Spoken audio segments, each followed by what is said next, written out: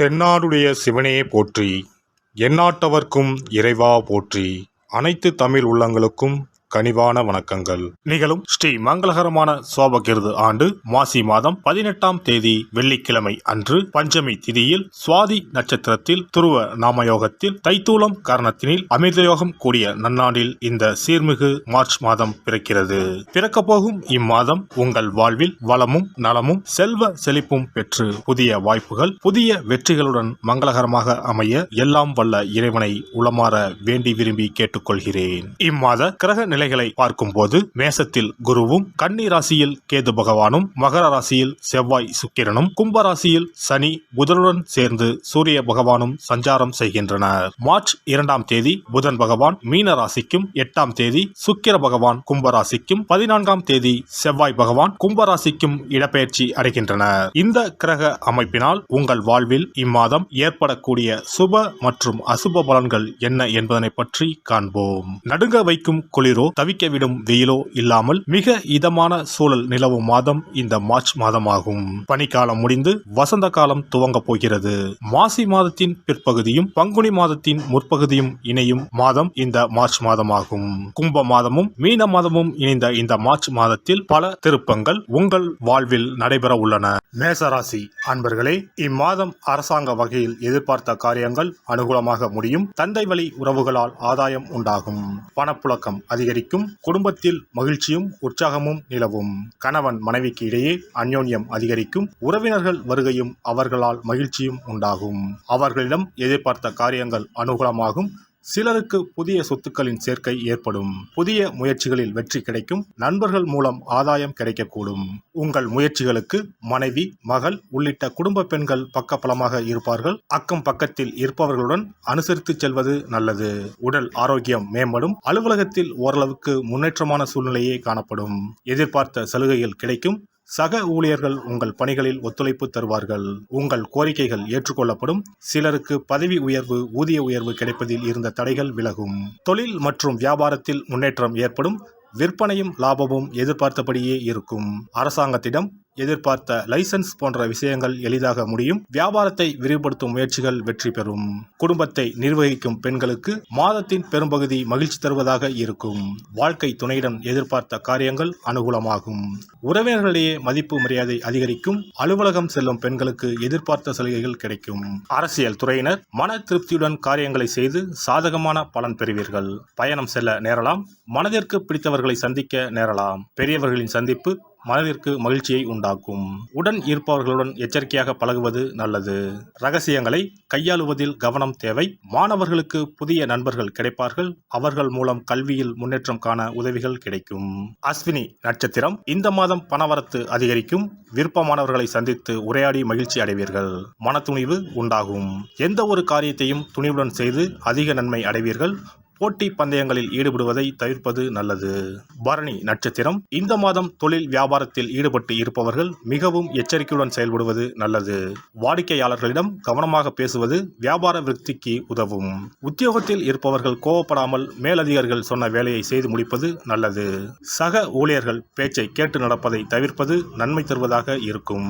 கார்த்திகை 1ஆம் பாதம் இந்த மாதம் கணவன் மனைவி நெருக்கம் அதிகரிக்கும். ஆனால் வாக்குவாதங்களை தவிர்ப்பது நல்லது. உறவினர்களுடன் பேசும்போது நிதானத்தை கடைபிடிப்பது நல்லது. பிள்ளைகள் நலனில் அக்கறை செலுத்துவீர்கள். துர்க்கை அம்மனுக்கு வேப்பிலை அர்ப்பணித்து பூஜித்து வணங்கி வர துன்பங்கள் நீங்கும். காரிய வெற்றி உண்டாகும். இனி இந்த மார்ச் மாதத்தில் மகா சிவராத்திரி எப்போது, இந்த நாளுக்கு அப்படி என்ன சிறப்பு என்பதனை பற்றி காண்போம். சிவபெருமானுக்கு எத்தனையோ திருநாமங்கள் உள்ளன. அவற்றில் மிக உயர்வானதாக சொல்லப்படுவது மகாதேவன் என்ற திருநாமம். மகாதேவன் என்றால் கடவுள்கள் அனைவருக்கும் மேலான கடவுள். கடவுள்களுக்கு எல்லாம் தலைவன் என்ற பொருள். சிவாய நம என சிந்திப்பவர்க்கு அபாயம் ஏற்படாது என்பார்கள். அப்படி கர்ம வினைகளில் இருந்தும் அனைத்து விதமான துன்பங்களில் இருந்தும் விடுபடுவதற்கு சிவனே கதி என சிவபெருமானை சரணடைவதற்கு ஏற்ற நாள் மகா சிவராத்திரி தினமாகும். மகா சிவராத்திரி நாளில் சிவபெருமானை முழு மனதுடன் உண்மையான பக்தியுடன் வழிபட்டால் நம்முடைய வேண்டுதல்கள் அனைத்தையும் சிவபெருமான் நிறைவேற்றி வைப்பார் என்பது ஐதீகம். கவலைகள் நீங்கி காரிய வெற்றியை தரக்கூடிய நாள் மகா சிவராத்திரி விரத நாளாகும்.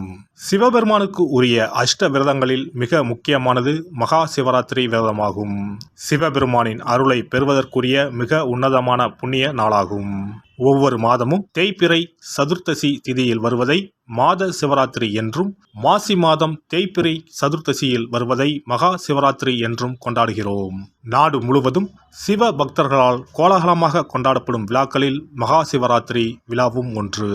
இந்துக்களின் மிக முக்கியமான விரத நாட்களில் இதுவும் ஒன்று. முப்பெரும் தேவர்களில் ஒருவரான சிவபெருமானுக்குரிய ராத்திரியாக சிவராத்திரி கொண்டாடப்படுகிறது. இந்த ஆண்டு மகா சிவராத்திரி விழா மார்ச் 8ஆம் தேதி கொண்டாடப்பட உள்ளது.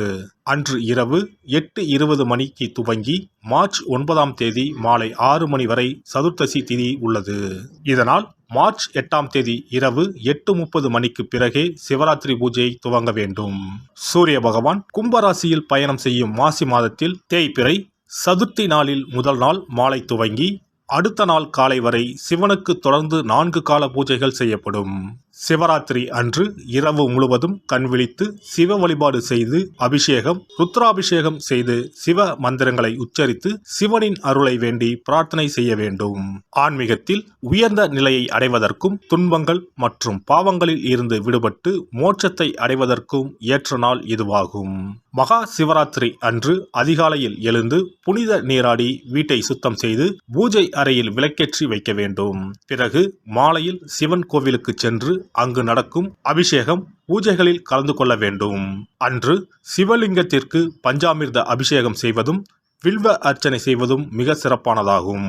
மகா சிவராத்திரி நாளில் எத்தனை முறை முடியுமோ அத்தனை முறை பஞ்சாட்சர மந்திரமான ஓம் நம சிவாய மந்திரத்தை உச்சரிக்க வேண்டும். இது தவிர சிவபுராணம் பாராயணம் செய்வது மிகவும் சிறப்பானதாகும். இந்த நாளில் ருத்ராபிஷேகம் செய்வதும் கோவில்களில் நடக்கும் ருத்ராபிஷேகத்தில் கலந்து கொள்வதும் மிகவும் சிறப்பானதாகும். இந்த முறையில் மகா சிவராத்திரி விரதம் இருந்தால் முந்தைய 3 பிறவிகளில் செய்த பாவங்கள் நீங்கும். மனக்கவலைகள், நோய்கள், வறுமை நிலை ஆகியன நீங்கும். அதோடு வாழ்வில் அனைத்து விதமான இன்பங்களும் உயர்வும் கிடைக்கும். நாம் செய்யும் வழிபாடு, பூஜை ஆகியவற்றிற்கு 2 மடங்கு பலனை தரக்கூடியது மகா சிவராத்திரி விரதமாகும். சிவபெருமானை வணங்குவதற்கும் அவரின் அருளை பெறுவதற்குமே அவருடைய ஆசி இருந்தால்தான் முடியும். அதனால்தான் அவன் அருளாலே அவன் தாள் பணிந்து என்ற அற்புதமான வாசகத்தின் மூலம் நாம் அறிய முடிகிறது. சிவ அருளை பெற வேண்டும் எனில் அது அத்தனை சுலபமான காரியம் கிடையாது. சிந்தையிலும் செயலிலும் சிவனையே நினைத்து ஒவ்வொரு காரியத்தையும் செய்ய வேண்டும். அப்பேற்பட்ட சிவபெருமானின் அருளை பெற எளிமையான ஒரு நாளை பற்றித்தான் இப்பொழுது நாம் தெரிந்து கொண்டோம்.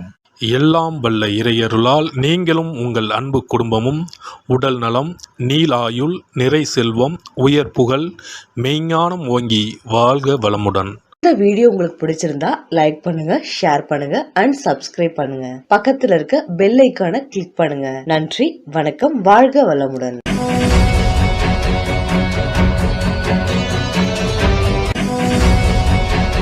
இந்த வீடியோ உங்களுக்கு பிடிச்சிருந்தா லைக் பண்ணுங்க, ஷேர் பண்ணுங்க அண்ட் சப்ஸ்கிரைப் பண்ணுங்க. பக்கத்துல இருக்க பெல் ஐகானை கிளிக் பண்ணுங்க. நன்றி, வணக்கம், வாழ்க வளமுடன்.